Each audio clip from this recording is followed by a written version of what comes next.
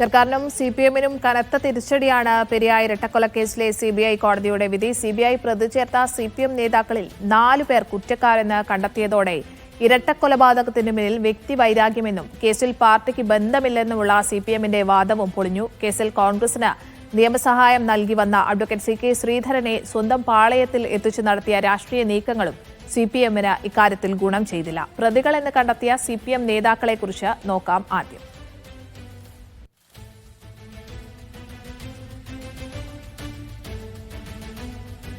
A. Peethambaran ഈ കേസിൽ ഒന്നാം പ്രതിയാണ്. സിപിഎം പെരിയ മുൻ ലോക്കൽ കമ്മിറ്റി അംഗമാണ് പീതാംബരൻ. അതോടൊപ്പം തന്നെ കേസിലെ ഒന്നാം പ്രതിയാണ്. കൊലപാതകത്തിൽ നേരിട്ട് പങ്കെടുത്തയാളാണ് പീതാംബരൻ. പീതാംബരന്റെ നേതൃത്വത്തിൽ 1 മുതൽ 8 വരെയുള്ള പ്രതികളാണ് കൊലപാതകത്തിന് നേരിട്ട് പങ്കെടുത്തത്. കൊലപാതകം, ഗൂഢാലോചന, തെളിവ് നശിപ്പിക്കൽ എന്നീ കുറ്റങ്ങളാണ് ഈ പീതാംബരന് എതിരെ തെളിഞ്ഞത്. വധശിക്ഷ വരെ ലഭിക്കാവുന്ന സാധ്യതയുള്ള ഒരു കുറ്റം എന്ന രീതിയിലാണ് ഇതിനെ കാണുന്നത്.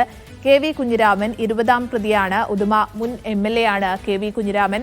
20-ാം പ്രതിയാണ്. ഈ കേസിൽ CPM ജില്ലാ സെക്രട്ടേറിയറ്റ് അംഗം കൂടിയാണ് അദ്ദേഹം. 2-ാം പ്രതിയെ രക്ഷപ്പെടാൻ സഹായിച്ചതാണ് കുഞ്ഞിരാമനെതിരെ ഉള്ള കുറ്റം. 3-ാമതായി K മണികണ്ഠൻ 14-ാം പ്രതിയാണ്. കാഞ്ഞങ്ങാട് ബ്ലോക്ക് പഞ്ചായത്ത് പ്രസിഡന്റും ഉദുമ മുൻ ഏരിയ സെക്രട്ടറിയുമാണ് ഈ മണികണ്ഠൻ. അതായത് ഈ മണികണ്ഠനെതിരെയുള്ള കുറ്റവും കൊലപാതകത്തിന് ശേഷം തെളിവ് നശിപ്പിക്കാനും പ്രതികളെ രക്ഷപ്പെടാനും സഹായിച്ചു എന്നതാണ് മണികണ്ഠന് എതിരെയുള്ള കുറ്റം. രാഘവൻ വെളുത്തോളിയാണ് അടുത്ത 21-ാം പ്രതിയാണ്. പാക്കം മുൻ ലോക്കൽ സെക്രട്ടറിയാണ് രാഘവൻ വെളുത്തോളി. 21-ാം പ്രതിയാണ് ഇയാൾ. കേസിൽ അറസ്റ്റിലായ 2-ാം പ്രതിയെ പോലീസിന്റെ കസ്റ്റഡിയിൽ നിന്ന് മോചിപ്പിച്ചു എന്നാണ് രാഘവൻ വെളുത്തോളിക്ക് എതിരെയുള്ള കുറ്റം. കൊലപാതകത്തിലും ഗൂഢാലോചനയിലും പങ്കില്ല എന്നതും ശ്രദ്ധിക്കേണ്ടതുണ്ട്. അതോടൊപ്പം ഒരാൾ കൂടിയുണ്ട്, KV ഭാസ്കരനാണ്. അദ്ദേഹവും പാക്കം മുൻ ലോക്കൽ സെക്രട്ടറി ആയിരുന്നു. അത്തരത്തിൽ CPM നേതാക്കൾ, ഇത്രയധികം CPM നേതാക്കൾ ഒരു കേസിൽ, കൊലപാതക കേസിൽ കുറ്റക്കാർ എന്ന് കണ്ടെത്തുന്ന ഒരു കേസ് കൂടിയാണ് പെരിയ ഇരട്ട കൊലപാതക കേസ്. CPM നേതാക്കളെ മനഃപൂർവ്വം പ്രതിപട്ടികയിൽ ഉൾപ്പെടുത്തിയെന്നാണ് നിയമവിദഗ്ധരുമായി ആലോചിച്ച് അപ്പീൽ നൽകുമെന്നുമാണ് CPM കാസർഗോഡ് ജില്ലാ സെക്രട്ടറി പറയുന്നത്. അതോടൊപ്പം തന്നെ പെരിയ കേസിൽ നിരപരാധികൾ ഉൾപ്പെട്ടിട്ടുണ്ടെന്നായിരുന്നു LDF കൺവീനർ TP രാമകൃഷ്ണന്റെ പ്രതികരണം. അത് കേൾക്കാം. CBI ഇത് ബോധപൂർവം ഈ നേതാക്കളെ ഗൂഢാലോചന കേസിൽ ഉൾപ്പെടുത്തിയതാണ്. അതുകൊണ്ട് തന്നെ പാർട്ടി ഈ കാര്യത്തിൽ ഗൗരവമായ പരിശോധന, ആവശ്യമായ കാര്യങ്ങൾ ചെയ്യുമെന്ന് ഞാൻ അന്ന് പറഞ്ഞിട്ടുണ്ട്, തുറന്ന് പറഞ്ഞിട്ടുണ്ട്. മേലെയും കോടതി ഉണ്ടല്ലോ, ഇതൊരു അന്തിമ വിധിയല്ല, അപ്പീൽ പോകും. ഈ കേസിൽ നിരപരാധികളായിട്ടുള്ള ആളുകൾ ഉൾപ്പെട്ടിട്ടുണ്ട്.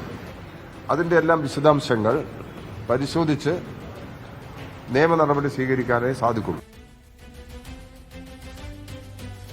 അതേസമയം പ്രതിപക്ഷവും പാർട്ടിക്കെതിരെയും സർക്കാരിനെതിരെയും വലിയ രീതിയിൽ പ്രതിരോധവുമായി രംഗത്തെത്തിയിട്ടുണ്ട്. പെരിയയിലെ ഇരട്ട കൊലപാതകം ചെയ്തതും ചെയ്യിച്ചതും CPM ആണെന്നാണ് പ്രതിപക്ഷ നേതാവ് VD സതീശിന്റെ പ്രതികരണം വന്നത്. മാന്യതയുണ്ടെങ്കിൽ CPM കൊലപാതകത്തിന്റെ ഉത്തരവാദിത്തം ഏറ്റെടുക്കണമെന്ന് AICC ജനറൽ സെക്രട്ടറി KC വേണുഗോപാലും ആവശ്യപ്പെട്ടു.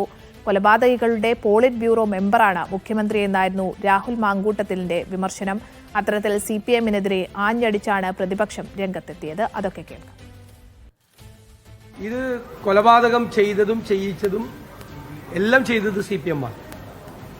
ഈ പ്രതികളെ രക്ഷപ്പെടുത്താൻ ശ്രമം നടത്തിയത് CPM-ഉം സർക്കാരും മുഖ്യമന്ത്രി പിണറായി വിജയനും കൂടിയാണ്. ഈ പാർട്ടിയാണ് കേരളത്തിൽ ഭരിക്കുന്നതെന്നോർത്ത് കേരളം ലജ്ജിച്ച് തലതാഴ്ത്തും. മാന്യതയുണ്ടെങ്കിൽ പാർട്ടി ഈ നടത്തിയ കൊലപാതകത്തിന് ഉത്തരവാദിത്വം ഏറ്റെടുക്കുകയല്ലേ വേണ്ടത്. ക്രിമിനൽ പാർട്ടികൾ ക്രിമിനൽ കുറ്റം ചെയ്തു കഴിഞ്ഞാൽ അതിന്റെ ഉത്തരവാദിത്വം ഏറ്റെടുക്കുമോ? ഇത് ക്രിമിനൽ പാർട്ടിയല്ലേ. എല്ലാ കാലത്തും കൊലയാളി രാഷ്ട്രീയത്തെ, കൊലപാതക രാഷ്ട്രീയത്തെ, കൊലയാളികളെ സംരക്ഷിച്ചു നിർത്തുന്ന കൊലയാളികളുടെ പോളിറ്റ് ബ്യൂറോ മെമ്പർ അദ്ദേഹം നടത്തിയിട്ടുള്ള സംരക്ഷണ പ്രവർത്തനങ്ങൾ നമുക്കറിയാം.